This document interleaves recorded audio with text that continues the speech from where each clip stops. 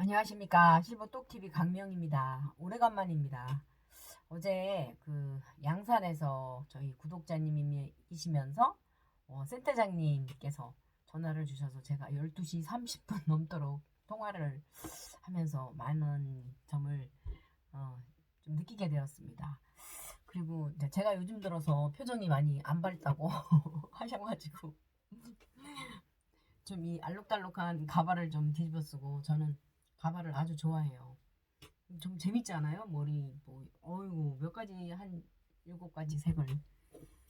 한편으로는 또 조금 이렇게 장소를 옮겨봤는데요. 여기는 제 책상입니다. 보잘것 없습니다. 특별히 집에 있는, 제 방에 있는 책상에서 음, 어, 늦었지만 며칠 전부터 계속 제가 이제 이 부분에 대해서 궁금해 하시는, 뭐 내년에 바뀌는 제도가 뭡니까 하고 많이들 물어오세요. 제가 사실 공부를 좀 안 했거든요. 그래서 이제 좀 뒤지다가 보니까 우리 주간보 TV를 통해서 우리 그또 센터장님께서 올려주신 내용도 있으시고, 이제 말씀하신 부분 중에 제가 또 몇 가지 또 이렇게 첨가해야 할 부분들을 좀 말씀드리고, 오늘은 어떻게 보면 좀 제가 두서가 좀 없는 그런 말씀을 드릴 수도 있겠다는 생각을 먼저 양해의 말씀을 드리고요. 이제 이게 뭐 아직까지 이렇다 한 거는 아니에요. 인천하고 서울에 이제 지금 시범으로 하고 있고, 전국에 뭐 20군데 정도 시범적으로 한번 해보는 것들이에요. 그렇게 하고 있는 것 중에 지금 주간보호센터에 예를 들어서 뭐 잠깐씩 보호자님들이 어디 여행을 간다거나 그럴 때 어르신들을 이제 주무실 수 있는 그런 것도 시범적으로 지금 해보고 있어요. 그거를 뭐라 그러죠? 갑자기 용어가 생각이 안 나네요. 생각나면 또 말씀드리기로 하고, 이럴 수도 있어요. 60대면. 근데 거기 이제 실무 회의의 뭐 결과라고 하고, 뭐 지금 시범적으로 운영하고 있는 곳에 대한 이런 것들을 이제 주간보 TV님은 말씀을 하셨는데, 저는 이제 또 다른 정보를 좀 본 것 같아요. 근데 이제 여기 보면 이제 통합재가를 하는데, 기존에 있던 8시간 이용하던 것을, 이건 5등급 어르신에 해당 사항이에요. 8시간 이용을 이제 8일 이상, 최소 8일 이상을 하셔야만 돼요. 그럼 8일 미만에 대해서는 안 주겠다는 거죠. 그리고 8일 이상의 방문 요양 1일이 뛰어요. 방문 요양. 그래서 이제 결국은 토요일을 이용을 하게 되면은, 또 그것도 변함이 있어요. 20일 이용을 하는데 8시간 20일 이용을 하고, 그리고 이제 결론은 그렇게 되면은 150%를 줬어요. 주간보호를 기준으로 해서. 근데 아마도 이 주간보호 위주로 정책이 계속 이제 수립되어질 것 같아요. 물론 방문요양, 주간보호, 그리고 공동생활가정, 그리고 요양원. 이제 요양원도 뭐 여러 가지 뭐 시행할 거라는 그 계획을 수립하잖아요. 시행 규칙이라던가 이런 거, 기본 계획 이런 거를 5년 단위로 이제 수립을 하고 있는데, 22년도 거 2차 수립에 보면은 여러 가지 이제 뭐 이렇게 할 거다는 거를 알려놨어요. 그거는 이제 제가 또 차츰 말씀드리기로 하고, 그러면은 사실 이제 주간보호에 대해서 그렇게 이용하던 것을 6시간씩 20일을 이용했을 경우 20%가 50%가 아니라 20%를 준다는 얘기예요. 그러면 기존에 저희 어르신들은 거의 5등급 어르신도 10시간 이용하시는 분이 되게 많으세요. 저희가 오늘 봤더니 5등급 어르신이 8분이 계시더라고요. 그리고 5등급 어르신 중에 토요일 이용하시던 어르신이 4분 정도 계시고, 그럼 나머지 이제 4분은 아무 문제가 없겠지만, 그러나 이제 그분도 역시 이용 시간이 결국은 줄어드는 거겠죠. 근데 8시간이라 하면 6시간이라 하면 이제 생각해 보자고요. 어르신들이 보통 저희는 8시 30분이면 거의 다 도착을 해요. 근데 이제 쉽게 그냥 9시로 해요. 그냥 9시에 오셔서 11, 12 그리고 6시간이니까 3시 3시에 이제 모셔다 드려야 되는 거예요. 그러면 이제 보호자님들은 보통 5시 이때 오시던 저녁까지 드시고 오시던 보호자님들께서는 불편하시겠죠. 그리고 4시에 오시던 어르신들은 1시간 정도 빨리 오니까 볼일을 빨리 마치고 어르신을 이제 이렇게 뭐라 그러나 픽업하셔야겠죠. 그러니까 이런 부분의 불편함이 예상되고요. 보호자 입장에서는 그럼 저희들 입장에서는 일단은 급여가 줄어들겠죠. 그럼 운영을 어떻게든 머리를 짜내야 되겠죠. 네.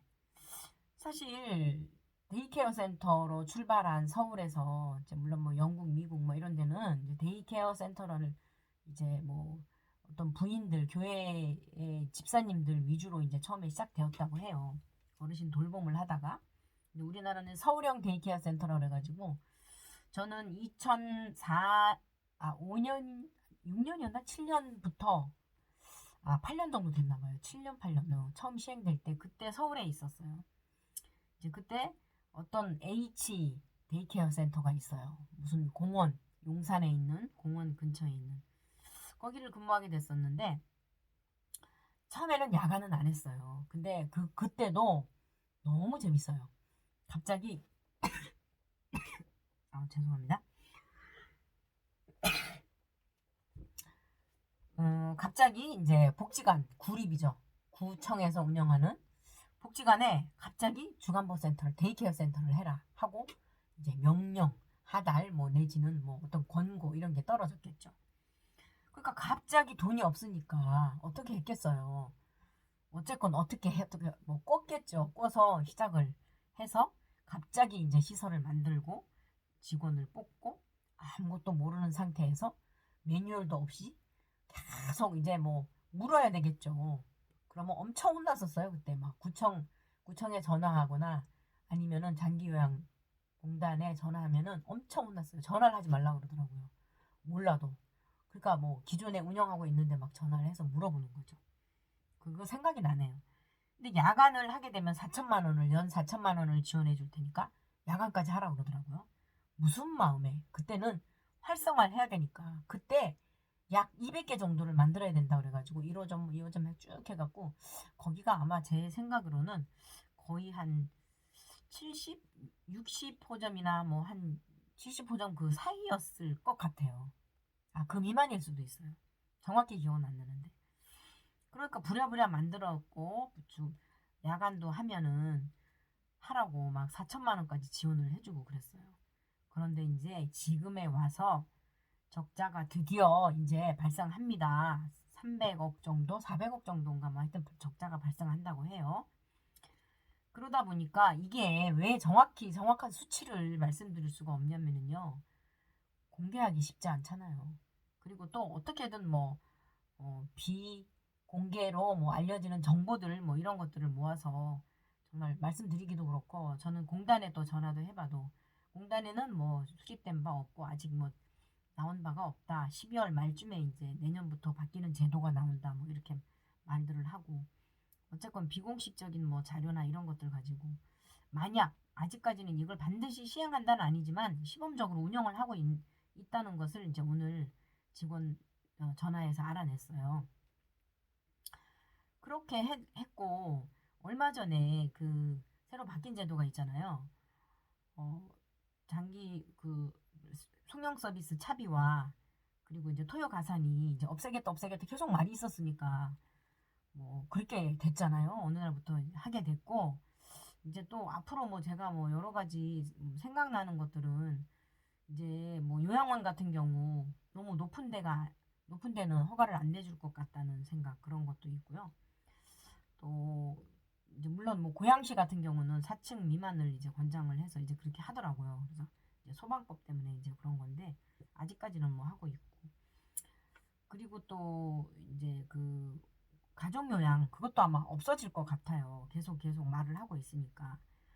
그래서 이제 우리 이런 마이너스 되는 부분 우리들이 점점 어려워지고 왜 우리 센터장들 사실 정말 어렵잖아요. 우리 대표들은 저희는 정말 그 완전 어떤 그런 그 시점에 출발을 했고 3년 전이었으니까 그때와 지금은 너무 많이 변해 있어요.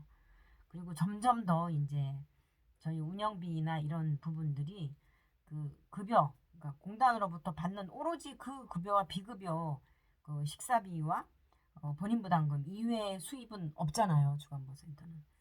근데 그걸 가지고 이제 운영을 해야 되고, 그래서 그 보호자 입장에 봤을 때는 뭐 이런 점이 갑자기 줄어드는 부분에 보호자도 물론 불편할 것이고, 그 다음에 대표자 입장에서는 이제 가산을 또 직원을 가산을 또 인심을 쓴다고 쓴 건지 0.2%씩 늘어났어요. 사회복지사 같은 경우는 이제 기존 1.2에서 1.4로 늘어났고 요양보호사는 1.에서 1.2로 늘어났어요. 그래서 이제 저희가 이제 오늘 전화해서 알아본 바에 의하면은 예를 들어서 이제 하루를 분명히 해야만 돼요. 그 방문 요양을. 그래서 저희가 방문 요양은 지금 휴업 상태인데 다시 그거를 이제 복원을 해야 될 것 같아요. 그래서 다시 이제 1일씩은 해야 되는 거예요. 근데 그 1일은 어르신이 최소 20일 이상을 이용하는데 그 1일과 포함해서 21일이 되는 거죠. 2시간을 이용을 해야만 되는 거예요. 이럴 때 이제 그럼 가산 직원을 한 사람을 써서 그 사람을 파견해도 되느냐고 했더니 안 된다고 하더라고요. 직원 하나를 채용을 해야 되는 거더라고요.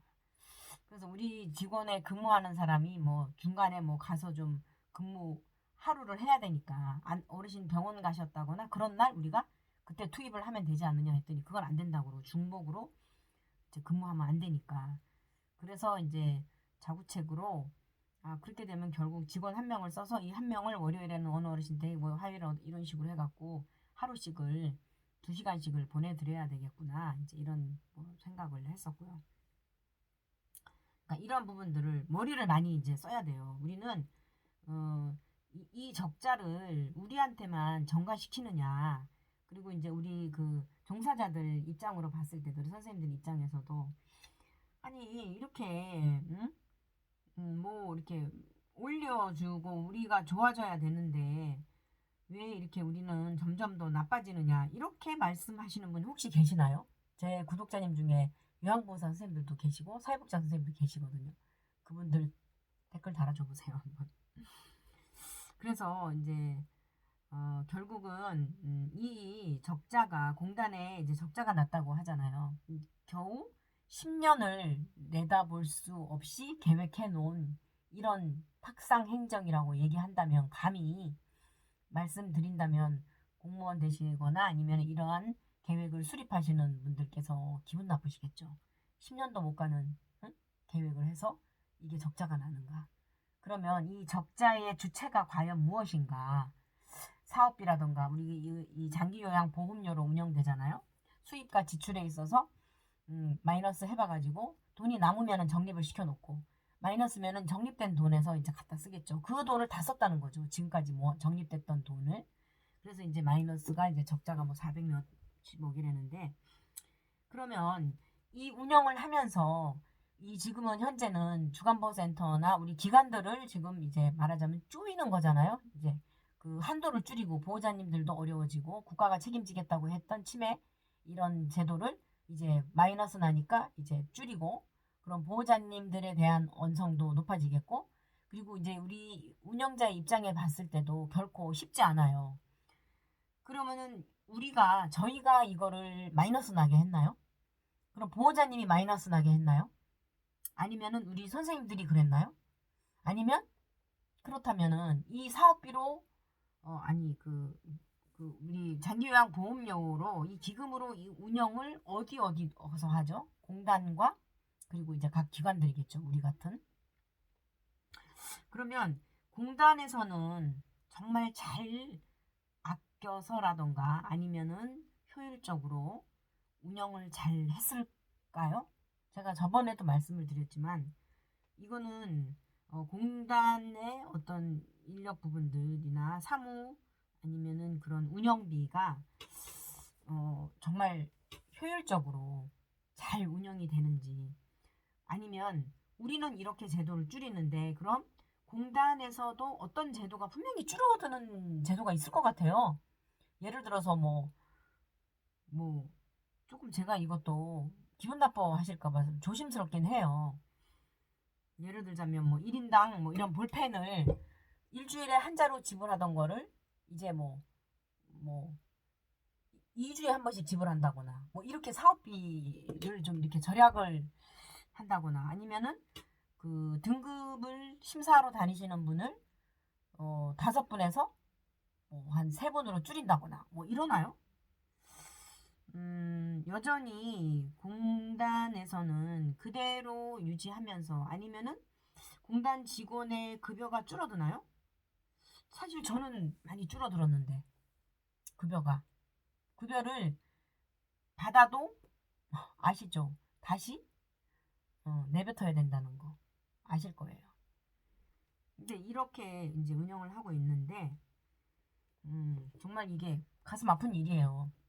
그래서 저는 또 이게 이 행정에 대한 게, 국가는 이렇게 어떤 계획을 수립해 놓고 적자가 나면은 어느 한순간에 확 줄여도 되고, 어느 부분을 줄이고 어느 부분을 없애고 이래도 되는 건지, 이거는 어떤 법적으로 아무 문제가 없는 건지. 그래서 제가 뭐 자율 구독료 뭐 이렇게 해가지고 그 돈을 기금을 모아서 변호사를 사서 이걸 행정 소송을 한번 해볼까? 아니면은 뭐 우리 구독자님들이 이제 그런 제의를 해와요. 뭐 이 보건복지부나를 상대로 어떤 뭐 행정소송 해당은 안 되겠죠. 또 제가 몰라서 무식해서 하는 소리라면 댓글 달아주세요. 공단의 직원도 뭐 좀 해주셔도 돼요. 그리고 또 아니면은 어떤 이제 이러한 거를 결집을 해서 우리가 어떻게 이거를 막을 수 있는가. 왜냐하면 일단 우리가 너무 힘들어지잖아요. 뭐 코로나다 인해서 자영업자들도 힘들지만 저희도 사실은 굉장히 힘들거든요. 근데 우리 역시도 이제 뭐 많은 돈을, 저는 정말 이렇게 온전한 제 돈을 빚 한 푼 없이 전세금을 빼갖고 그대로 넣어서 이제 이 주간벌을 차렸기 때문에 저는 빚이 한 푼도 없어요. 지금 현재도. 그렇게 해서 시작을 했는데, 음, 그 빚을 냈던 저희 전세는 어떻게 제가 다 찾았겠습니까? 어림도 없어요. 20%? 그 정도 제 월급에서 아껴서 어떻게 좀 모아서 조금 이렇게 쌓인 부분이 20% 정도? 그렇게 모았다 그러면 믿어지세요? 잘 안 믿으실걸요? 거의 4년을 했는데, 그런데도 이 시간에도 여전히 또 주간보센터 하시겠다고 문의가 오고 하는데, 정말 저 난감합니다. 그래서 사실은 이게 뭐 데이케어 센터가 뭐 야간까지 뭐 12시간 이상 운영할 수 있게끔 했거나, 또 제가 이런 생각이 드는 거예요. 그렇다면 토요일에 이제 해도 이제 초과되니까 결국은 토요일에 센터를 이제 문을 닫아야 되고, 근데 닫아놓는 시간에 일반인 어르신들 보호자님이 어디 가셔야 된다거나 그러신 경우, 어르신을 마땅히 봐주실 분이 안 계시다 할 때는 저희 센터를 오픈해 놓을 테니까 저희가 봐드리겠습니다. 이렇게 뭐 그거 있잖아요. 어린아이들 왜 이렇게 잠깐씩 맡아주는 그런 것처럼, 저도 그게 이제 법적으로 문제가 없다면은, 문제 사실 없어요. 저희 개인 사업자는요. 그렇게 해도 돼요. 센터를 6시 이후에는 저희가 어떻게 활용하든 상관없어요. 그거는 타치할 수 없어요. 그래서 그 토요일, 일요일도 이거 우리가 뭐 문을 열어놓고 뭐 이렇게 공간을 활용해서 이 적자를 메꿔야 되나? 적자를 어떻게 메꿀까? 이런 거는 또 저 나름대로 생각한 부분들이 있어요. 다음에 또 이제 말씀드리기로 하고요. 일단은 이제 이런 부분에 대해서 머리를 맞대어서 이게 될 거라면, 저는 이제 뭐 토요 가산도 막 딱 어느 날 딱 갑자기 없앤다 그러더니 없애버렸고, 이제 그랬던 것처럼 아까 그 용어가 생각났네요. 단기 보호, 단기 보호. 뭐 일주일 정도 뭐 보호자를 어르신을 이제 그 주무실 수 있게끔 하는 거 주간보호센터에서도 단기 보호를 할 수 있는 그거를 이제 시범으로 운영한다고 했는데 이제 그 결과는 아직 모르겠어요. 그래서 고민이 많이 되면서 이제 어떻게 하면 이 적자를 메꿔야 되고 국가도 믿을 수 없다. 공단도 믿을 수 없다. 보건복지부도 믿을 수 없다. 그래서 우리 사업자들이 이제 어떻게 이거를 이 슬기롭게 지혜롭게 우리한테 왜 이러는 것일까? 이렇게 해도 소용이 없고요. 그 사실은 이제 기금으로 운영하는 데는 어떤 뭐 강제나 아니면은 뭐 어떤 그 기금의 수익과 지출에서 마이너스가 날 경우는 할 수 있다는 마음대로 뭐 이렇게 축소할 수 있는 사업을 축소할 수 있는 그런 권한이 주어졌다 뭐 이런 말까지 있어서 사실은 우리가 대항할 수가 없어요. 근데 또 어떻게 보면 또 약간의 또 우리가 선처를 또 바라고 기대할 수 있는 부분이 이런 부분 있잖아요. 왜 그 미이용 청구를 할 수 있잖아요. 주간보호센터는 이제 뭐 들락날락해서 어르신들이 잘 안 나오시는 경우 2일에서 이제 5일로 3일에서 5일로 늘어났잖아요. 미이용 청구할 수 있는 반 정도, 하루에 반 정도는 청구할 수 있는 그런 거를 이제 했고 또 10명까지는 사회복지사가 없어도 되는 그런 부분과 운전원이 없어야 되는 부분은 또 약간의 또 선처를 해주신 것 같아요. 그리고 또 그 직원이 15일 정도는 입사를 안 해도 그 용어가 또 있는데 생각이 안 나네. 그 미채용인가? 미채용에 대한 그 어떤 혜택을 줘요. 14일 동안 직원이 구해지지 않았을 때는 운전원이 예를 들어서 안 구해질 때는 그냥 일반 사회복지사가 그냥 누구든 대체를 해서 운전할 수 있다. 뭐 이런 것들. 그런 것들을 보면은 뭐 이게 갈수록 어떤 정책이나 뭐 그런 것들이 좋아져야 되는데 그러면 결국은 이런 모든 것들이 서비스의 질에 문제가 막대한 영향을 미칠 거라 생각이 들어요. 이렇게 질이 낮아지겠죠. 그리고 이제 보호자님들의 불만이 소리가 클 것이고 이런 부분들은 아마도 공단에서도 깊은 고민을 해야 하지 않을까. 보건복지부 장관님 고민해 보시지 않으시겠습니까? 저희도 나름대로 열심히 이 운영을 위해서 정말 열심히 달려왔는데 앞으로도 달려갈 것인데 저희가 뭐 이렇게 어려운 상황을 말씀을 드리면 귀 기울여 주실 건가요? 무슨 해결책을 제시해 주실 건가요? 여쭙고 싶습니다. 이 가발을 쓰면서까지 제가 이렇게 바쁜 시간 중에 잠자지 않고 쪼개서 이렇게 올리고 여러분들의 문의를 받고 답변을 해드리고 서로를 도와서 이렇게 잘 운영해 나갈 수 있도록 그 개인 이러다가 보면은 주간보 센터장님도 도산할지도 몰라요. 정말 버틸 수 없으면 그렇게 되는 거잖아요. 네, 선처를 부탁드리고 그리고 우리 센터장님뿐만 아니고 우리 모든 우리들이 어려워지면 선생님들도 일자리가 없어지는 거 아닐까요? 감히 이렇게까지 정말 말씀드렸고 제가 웃을 수가 없어요. 근데 왜 안 웃냐고 그렇게 말씀하시는데 그리고 제가 덜 올리잖아요. 지금 코로나다 뭐다 또 우리 자영업자들 어려워하시는데 그래도 그나마 자영업자들은 국가에서 강제로 문을 닫아라. 제가 오늘 스터디 카페 새로 생긴 데를 한번 가본다고 올라갔다가 문이 닫혀 있더라고요. 며칠 9일까지 6일까지 문 닫는다 그러더니 오늘이 9일 아니에요? 근데도 문이 닫혀 있더라고요. 정말 그분들 시작한 지 얼마 안 됐거든요. 그리고 뭐 스포츠 시설도 얼마 안 됐어요. 시작하신 지. 지금 오픈 중이에요. 뭐 간판 달고 난리 났어요. 근데 그분 오픈하자 하면 뭐예요? 문을 열 수가 없는 거래요. 참 안타까운 정말 현장입니다. 네, 제가 이 안타까움을 전하고 그래도 그나마 저희는 다행이라고 말씀드릴 수 없어요. 정말 말 조심해야 돼요. 어떤 분이 그때 다행히도 우리나라는 다행이라고 이런 말 했다가 정말 혼났잖아요. 말 한마디 정말 조심해야 돼요.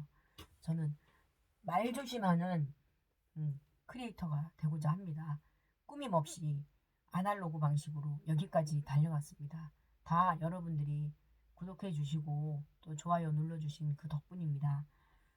무엇보다도 우리가 다 같이 오래가는 그러한 사이가 됐으면 합니다. 네, 시청해 주셔서 감사합니다.